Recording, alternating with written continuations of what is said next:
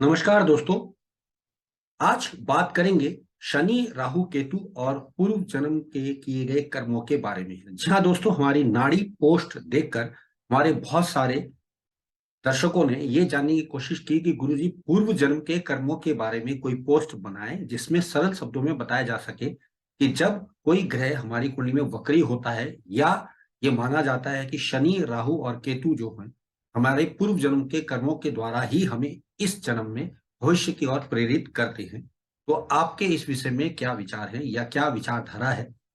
दोस्तों स्पष्ट रूप से बता दूं, हालांकि मैं पूर्व जन्म में या आने वाले जन्म पर बिलीव नहीं करता हूं, लेकिन क्योंकि जानकारी आप लोगों ने मांगी है, तो उसकी जानकारी मैं आपको दूंगा।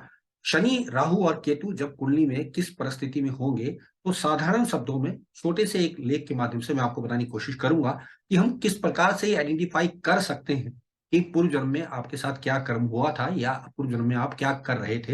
हालांकि मैं बार बार स्पष्ट कर दूं, इसका कोई वैलिड रीजन नहीं है, क्योंकि कोई ये नहीं बता सकता कि क्या हुआ था। ये तो आपके अनुभव पे या आपके मानने ना मानने पर डिपेंड करेगा। कतिपय कुछ नाड़ी के विद्वान या कुछ हमारे वैदिक विद्वान भी हैं, जो अवश्य ही बता देते हैं कि पूर्व जन्म में आपने ये किया था, इसकी वजह से आपको ये हो रहा है। वो एक अलग मैटर ऑफ कंसर्न हो सकता है। हालाँकि मैं बार-बार कह रहा हूँ कि मेरा ये व्यक्तिगत विचार नहीं है और मैं इस थ्योरी पे यकीन नहीं करता हूँ। मेरा मानना है कि जो कुंडली हमें दे दी गई है, हमें उसके ही संशोधन करके आगे जीवन को गुज़ारना होता है। पूर्व में क्या किया या आगे मैं क्या करूँगा, इसकी कोई गारंटी नहीं दी जा सकती है। मैं प्रैक्टिकल ज्योतिष करता हूँ और मैं उसी पे ही काफ़ी हद तक काम करके खुश रहता हूँ। तो बात कर लेते हैं कि शनि, राहु और केतु जो हमारी कुंडली में हमें मिले हैं, इनकी स्थिति क्या बताती है कि पूर्व जन्म से संबंधित हमारे साथ क्या हुआ था? तो आपको बता दें कि हम सब जानते हैं कि शनि हमें इस जन्म में कर्म करना बताता है। हमें क्या कर्म करना पड़ेगा, ये शनि की स्थिति से जाना जा सकता है या शनि किस स्थिति में है, और इससे ये पता चलेगा कि आप भविष्य में क्या कर्म कितना अच्छे या बुरे कर पाएँगे। राहु हमारी पूर्व जन्म की सम्मिलित इच्छाओं की पूर्ति के लिए हमें धरती पे जन्म लिया है, ये बता रहा होता है, तथा केतु हमारे पूर्व जन्म के किए गए कर्मों को बताता है, जो हमने बहुत पूरे कर लिए थे। इतने ज़्यादा कर लिए थे कि अब उसका इस जन्म में हमें फल नहीं मिलने वाला है, क्योंकि केतु जिस स्थान में है, उस घर का फल हमें इस जन्म में नहीं मिलेगा, क्योंकि उस घर से संबंधित हमने कर्म इतने ज़्यादा कर लिए थे कि उसका अब आपको क्रेडिट नहीं दिया जा सकता है। तो इस प्रकार से आपको समझना है कि शनि जहाँ है, वहाँ आपका कर्म लिखा गया है। राहु जहाँ है, वहाँ आपके दमित कर्म लिखे गए हैं कि जो कर्म आपके छूट गए थे, उसको आप यहाँ पूरा करेंगे। और केतु जहाँ है, ऑलरेडी आप उस घर से संबंधित कर्म कर चुके हैं, तो उसका क्रेडिट अब आपको नहीं मिलने वाला है। एक सिंपल सी टेक्निक के हिसाब से हम समझ सकते हैं। कुंडली में शनि की स्थिति को देखिए, जिस भाव, जिस राशि या जिस नक्षत्र में वो बैठा है या जिस स्वामी के नक्षत्र में वो बैठा हुआ है, वो किस भाव को दिखा रहा है, इन सबको देखते हुए आपको ये फलित निकालना पड़ेगा कि शनि क्या आपको इस जन्म में करवाने वाले हैं। ये भी देखें कि किसी ग्रह की शनि से युति या दृष्टि संबंध तो नहीं है। अगर है तो उन भावों से संबंधित कर्म को भी आपको देखना पड़ेगा। इसके कर्म के लिए आपको ही जन्म दिया गया है और यहाँ पर आप वही करेंगे जो पिछले जन्म में आप छोड़कर आ गए थे, शनि से संबंधित अगर काम करना है तो। यहाँ ये भी बात ध्यान रखिएगा कि अगर शनि वक्री है, तो आपको एक ही काम कई बार करना पड़ सकता है, बार-बार रिपीटिंग ऑर्डर में करना पड़ सकता है। कुछ लोग ये भी कहते हैं कि अधूरा कर्म जो आपका छूट गया है, उसको आपको अवश्य ही पूरा करना पड़ेगा। यहाँ मैं आपको बता दूँ कि शनि जिनका नीच का होता है दोस्तों, तो ऐसे व्यक्ति के लिए ये माना जाता है कि वो शारीरिक श्रम से बचा करते हैं, यानी कि उन्होंने पिछले जन्म में बहुत आलस भरा जीवन गुज़ारा था, कर्म नहीं किए थे, तो इस बार आपको जो है शनि नीच का मिलेगा, जो आपको जबरदस्त तरीके से मेहनत करवाएगा। अब यहाँ एक बात देखनी है, जैसा मैंने बताया कि शनि किस भाव में है, किस स्थिति में, ये तो हमें समझना ही पड़ेगा। किस नक्षत्र स्वामी के साथ है, कौन-सा ग्रह शनि को देख रहा है, शनि किस ग्रह के साथ है, इन सबसे मिला-जुला रूप लेकर ही आपको कर्म करना पड़ेगा। उदाहरण के लिए एक एग्ज़ाम्पल दे सकता हूँ, अगर आप शाहरुख खान की पत्रिका में देखें तो कुंभ लगन का शनि नज़र आता है, कुंभ राशि का शनि नज़र आता है, उनका सिंह लगन है। पत्नी से संबंधित उनका कोई कर्म था जो छूटा हुआ था और इस जन्म में उनको अंतर्जातीय प्रेम विवाह करना पड़ा या उनका अंतर्जातीय प्रेम विवाह हुआ है। और शनि मैं जैसा कहता हूँ कि ये एक गंभीर ज़िम्मेदारी आपको बताता है। उस घर से संबंधित आपको हमेशा एक गंभीर ज़िम्मेदारी लेकर चलना है पड़ेगी।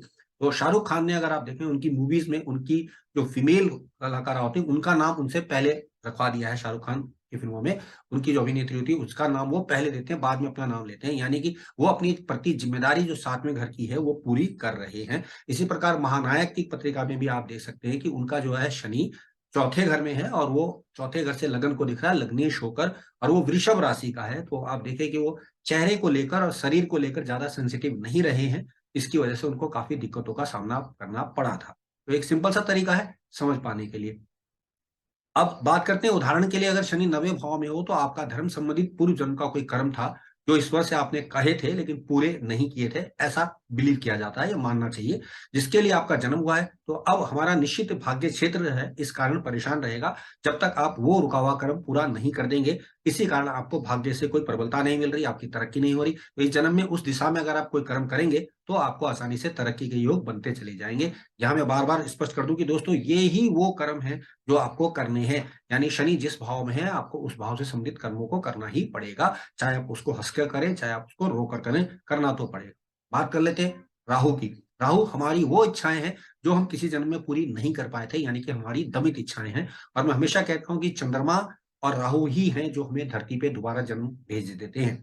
तो अब जो इच्छाएं हमारी पूरी नहीं हुई उनकी पूर्ति के लिए आप जीवन में आए हो, तो अब राहु जहां होगा, वो जिस भाव में होगा, जिस राशि में होगा, जिस नक्षत्र में होगा, जिसके साथ युति कर रहा होगा या जो राहु को देख रहे होंगे, उन ग्रहों से संबंधित कर्म आपको अवश्यम भावी करवा कर छोड़ेगा बाय हुक और क्रुक। और आप दुनिया के कहे, किसी के कहे पे भी वो कर्म के बिना नहीं रुक पाएंगे। जैसे कि राहु 7वें घर में होता है तो आप प्रेम विवाह करते हैं, जो कि अंतरजातीय होता है, क्योंकि आप आए ही इस कर्म के लिए होते हैं। और यहाँ एक बात और बता दूं, ये भी माना जाता है कि जब लगन में राहु होता है तो जातक विशेष ईश्वर से लड़ाई कर कर धरती पर आया होता है। वो कहता है कि मुझे भोग जीवन में जीना जाना है, मुझे जल्द से जल्द धरती पे भेजा जाए।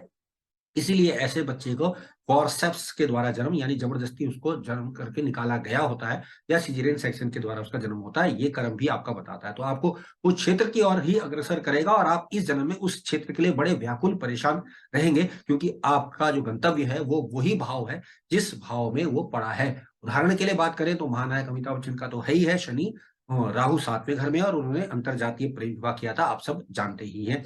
इसके अतिरिक्त एक और उदाहरण हमारे पास आता है, जो अगर हम देखें शाहरुख खान जी का एक उदाहरण देखने में आता है कि उनका जो राहु है 10वें घर में वृषभ राशि का है। वृषभ राशि चेहरे की राशि है, वो पूरी दुनिया को अपना चेहरा दिखाना ही चाहते थे या चेहरा दिखाना ही पसंद करते हैं। तो आप समझ सकते हैं कि इस प्रकार से कि आप दमित इच्छाएं वहां पर लेकर आए हैं जहां आपका राहु है, अब आपको समझना पड़ेगा। बात कर लेते हैं उदाहरण के तौर पर, अगर राहु सूर्य के साथ है तो आपके रुके हुए इच्छित कर्म आपके पिता, सरकार अथवा राजनीति से संबंधित हो सकते हैं। ये कर्म आपको अवश्य ही पूरे करने होंगे। आप चाहे ना चाहें कोई भी परिस्थिति आपको इस तरफ अवश्य ही धकेलेगी।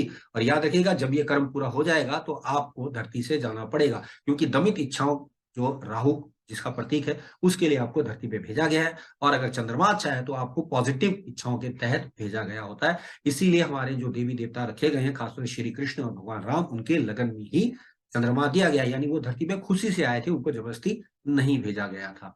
बात करते हैं केतु की, जो कि पूर्व जन्म के बारे में क्या बताता है कि उस क्षेत्र में या उस कारक भाव में या उस घर से संबंध आपको हटाने पड़ेंगे, क्योंकि आपने उस पिछले जन्म में उस भाव से संबंधित इतने जबरदस्त कर्म कर लिए थे कि इस बार हम आपको उसका फल लेने ही नहीं देंगे। जिस भाव संबंधित कुंडली में केतु बैठा है, या जिस ग्रह से संबंधित है, जिस ग्रह के नक्षत्र में है, जिस ग्रह से युति कर रहा है, जिस राशि में है, उससे संबंधित कारकत्वों में आपको हमेशा ही क्रेडिट नहीं मिल पाएगा। आप कुछ भी कर लीजिए, आपको उसका क्रेडिट मिलेगा ही नहीं, क्योंकि आपने पूर्व जन्म में उसका क्रेडिट पहले से ही ले लिया है।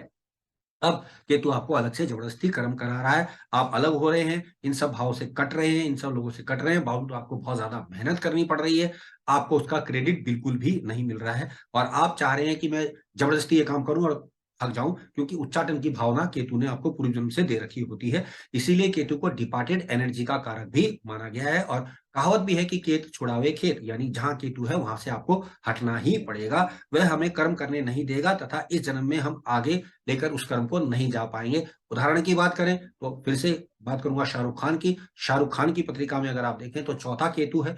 चौथा केतु उनको जन्म स्थान से दूर, पिता से दूर और उस घर से संबंधित सुखों को लेने नहीं देगा जहां पर आप आए थे, क्योंकि आप ऑलरेडी उसका कर्म कर चुके थे। जैसा आप देखें कि शाहरुख खान दिल्ली के हैं और उनको दिल्ली से जाना पड़ा, उनके पिता की बहुत जल्दी मृत्यु हो गई थी। तो आप समझ रहे हैं कि मैं किस प्रकार से आपको एक्सप्लेन करने की कोशिश कर रहा हूं कि ग्रह, खासतौर से शनि, राहु और केतु, जो कि पूर्व जन्म से कर्मों से संबंधित माने गए हैं, किस प्रकार से इंटरप्रेट इस जन्म में किए जाने चाहिए। तो आप सभी अपनी अपनी कुंडली खोलिएगा और देखिएगा कि ये काफी हद तक कितना सही आपको महसूस होता है। ऐसे बहुत सारे उदाहरण हैं। उदाहरण के तौर पे अगर मैं कहूँ, चंद्रमा और केतु की युति होती है तो बहुधा जातक अपनी माँ का सुख नहीं ले पाता है और उसे अच्छा भोजन भी प्राप्त नहीं हो पाता है, क्योंकि पिछले जन्म में उसने इनसे संबंधित बहुत जबरदस्त कर्म किया हुआ होता है। तो इस बार उसको इन चीज़ों से हटना पड़ता है या इन चीज़ों का सुख उसको कम मिल पाता है। तो शनि से, जैसा आपने जाना कि शनि जहाँ है आपको वो कर्म करना ही पड़ेगा, चाहे आप हँसकर करें, चाहे रोकर करें। राहु आपसे जबरदस्ती उस भाव से संबंधित दमित इच्छाओं के चलते कर्म करवाएगा, आप करना पसंद करेंगे क्योंकि धरती पे आप उसी लिए आए हैं। और केतु जिस भाव में बैठा है या जिसके साथ या जिस नक्षत्र में बैठा है, उस भाव के सुख आपको लेने ही नहीं देगा, क्योंकि पूर्व जन्म में आप उसके सुख पहले से ही ले चुके हैं। तो इस प्रकार से अगर इंटरप्रेट करके कुंडली को अगर आप खोलते हैं तो आपको बहुत सारी चीजें सीखने को मिल जाती है। लेकिन ध्यान ये रखिएगा दोस्तों, जैसा मैं बार बार कहता हूं कि ये एक सोचने विचारने का विषय है, इसका कोई फुल प्रूफ आपको एग्जाम्पल नहीं दिया जा सकता, ना ही ये समझा सकता है कि ऐसा हुआ था, क्योंकि जिसके साथ घटित हुआ उसको याद नहीं, वो जानता नहीं, और आगे क्या होगा वो कोई बता सकता नहीं। कुछ लोग कतिपय बोल देते हैं कि आप स्वर्ग में जाएंगे, नरक में जाएंगे, क्योंकि इस जन्म के बाद क्या होगा कोई नहीं जानता, और जन्म से पहले क्या हुआ वो भी कोई नहीं जानता। सिर्फ इसलिए कि विद्वान आदमी आपको बता रहा है, आप उसको मानकर संशोधित करके अपने आप को तसल्ली तो दे ही सकते हैं। और कोई भी कर्म करने से आपको अच्छा कर्म अगर मिलता है तो अवश्य ही किया जाना चाहिए। तो दोस्तों आज के लिए इतना ही। आप सबने मुझे सुना, आप सबका धन्यवाद। नमस्कार।